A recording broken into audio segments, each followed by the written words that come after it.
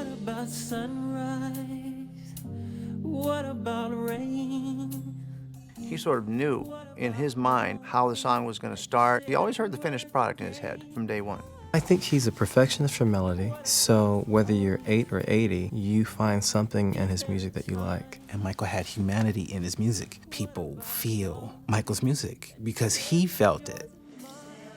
He has ideas and he'll sing them to you. He might sing a bass line, he might sing a line for a string part, and he hears all the individual parts. And then, of course, the texture and control of his voice was just absolutely extraordinary.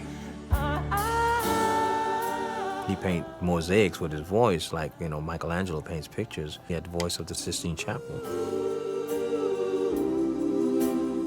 You could almost say, here, sing the phone book. And he'd just start like singing the names and the numbers, and you'd go, oh, that's good. I think he's a fan of music and art that came before him. He loved all types of music, so that's why I think he appealed to so many people. You never knew what direction he was going to go from.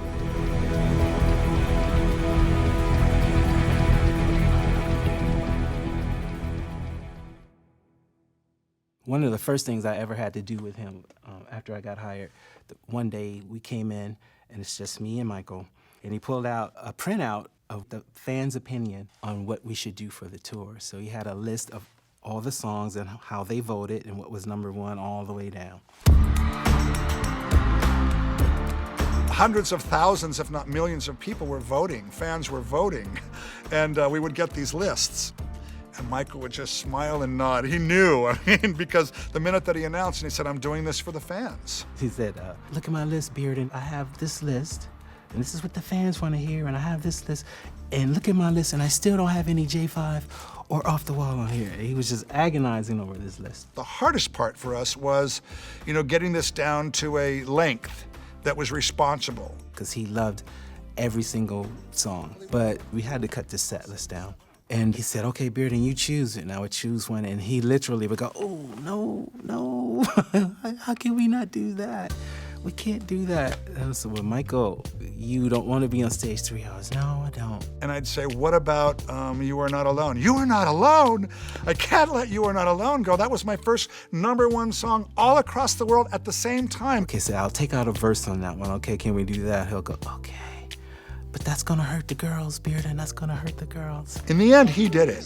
He would have these epiphanies. He would say, you know, Kenny, we don't need to do this because we're doing this, and followed by that, and they kind of take care of the same thing. And I know there would be people disappointed. However, we're repeating ourselves here. And that's how we started to be able to like cinch this in to a realistic set list. But it was the toughest part. The band learned everything. God bless them. They learned enough for 2 concerts.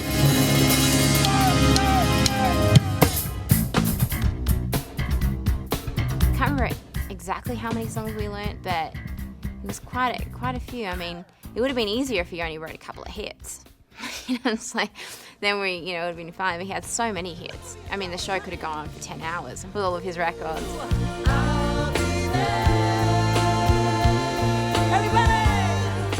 The Jackson 5 medley was definitely close to his heart. You have to honor that period of your life if this is going to be your last tour. And he wanted to, so there were tons of songs that he wanted to sing, tons of songs that I wanted to hear just for nostalgic reasons. And he would say to me, Bearden, I'm too old to sing ABC. I can't sing that. So we had to take a few things like that out. We did a few of the pieces, and he liked the old dance moves.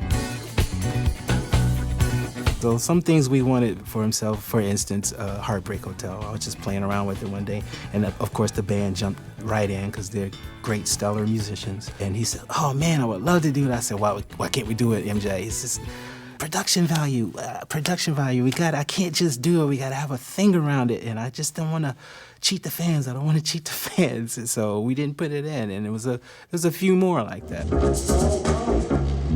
Bop, bop, bop. Shimmy point. It'll look like this. It was very important to figure out what the right opening song for the show was. That first song changed a lot, but we settled on Wanna Be Starting Something.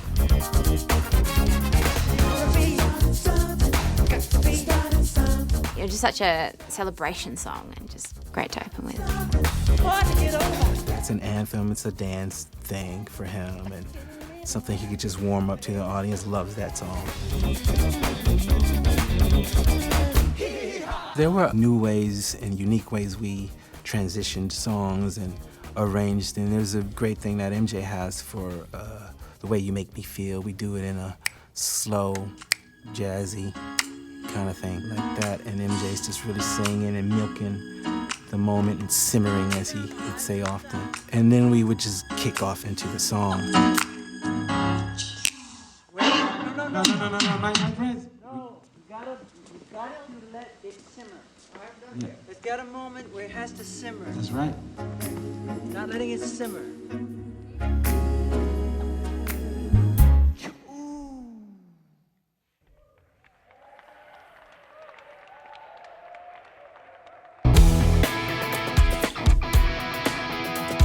The end of Black or White, there's a really great thing that we do with Tommy Organ and Ori, our guitarist, that MJ actually staged with Kenny Ortega one day after rehearsal. He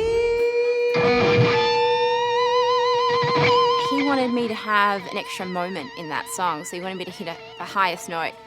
And he was like, no, higher.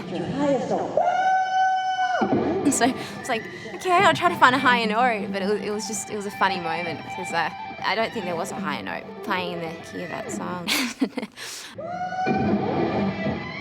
We said, I want some rock guitars to happen after this thing.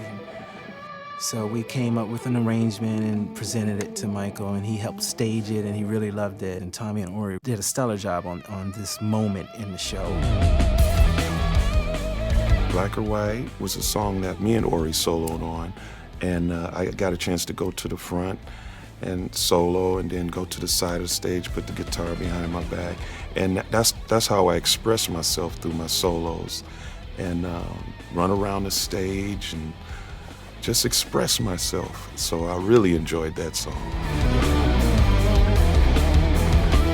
That was a lot of fun to play, just jamming out. Me and Tommy would be playing solo parts at each side of the stage, and then we'd come together, then run up the ramp, and it was this crazy thing, and that was really cool.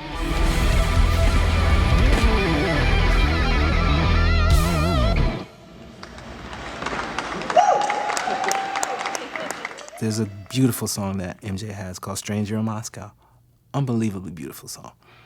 But so is Human Nature. We couldn't do both. So one night he said, let's learn both. One night I'll do Moscow, one night I'll do Human Nature. Depends on how we feel, Bearden, right? Right, MJ.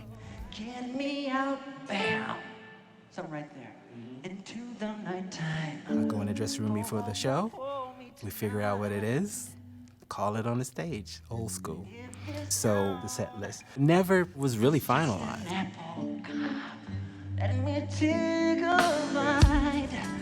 And they say, why? Tell them that it's human nature. Human Nature was always gorgeous and beautiful. MJ really loved to sing that, and we loved to play it for him.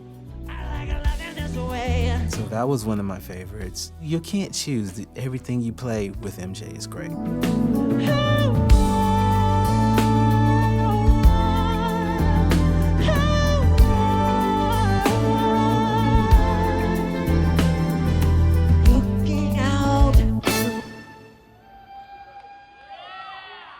How far along were we in the set list? We're still not done.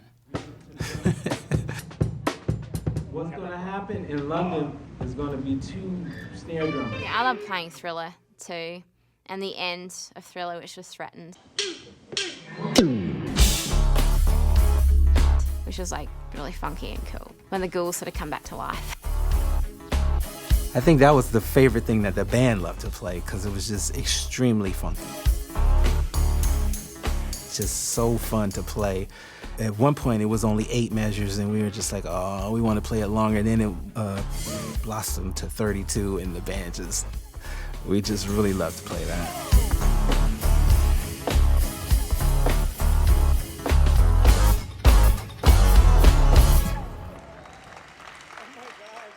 I don't know anyone that you can put a record on and kids enjoy it. And also, your grandfather says, wow, that sounds good.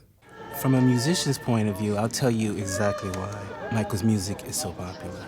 And he would say this to me often, you gotta keep it simple. You can't make it too complex. I want people from 8 to 80 to be able to hum it. And so the simplicity of it is what makes it so popular.